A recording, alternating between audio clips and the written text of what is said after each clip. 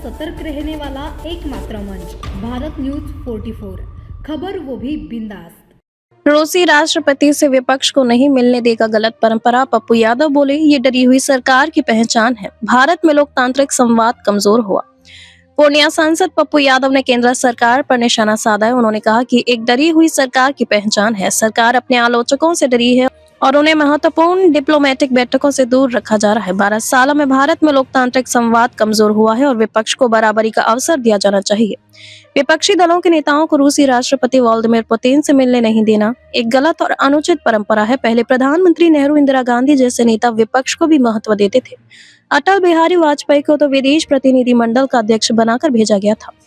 रूसी राष्ट्रपति का स्वागत करते हुए पप्पू यादव ने कहा कि भारत और रूस के बीच दशकों से चली आ रही मित्रता इस यात्रा से और मजबूत होगी।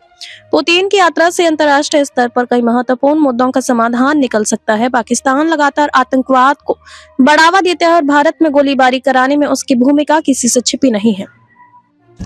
ऐसे में बड़ा सवाल यह है कि क्या रूस पाकिस्तान को हथियारों की सप्लाई बंद करेगा? वैश्विक शांति की दिशा में बड़ा कदम। पप्पू यादव ने कहा कि भारत इस मुद्दे को वैश्विक मंच पर मजबूती से उठा सकता है और रूस से मजबूत कूटनीतिक पहल की उम्मीद की जानी चाहिए।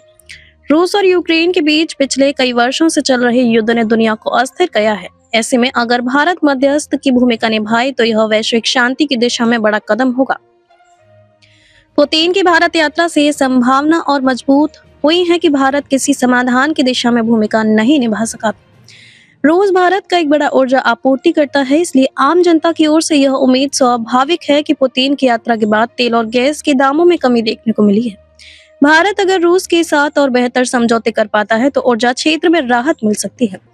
सख्त कार्रवाई की मांग। पप्पू यादव ने एक सवाल पर कहा कि भाजपा के एक विधायक ने महिलाओं का अपमान किया है। विवादित टिप्पणी शर्मनाक है। महिलाओं के बारे में जिस तरह की असंसदीय और अपमानजनक भाषा का प्रयोग किया है वह बेहद घिनौना है। ऐसे विधायक को तुरंत बर्खास्त किया जाना चाहिए। सार्वजनिक रूप से देश की सभी महिलाओं से माफी मांगना चाहिए। इस तरह की मानसिकता समाज और राजनीति दोनों के लिए खतरनाक है।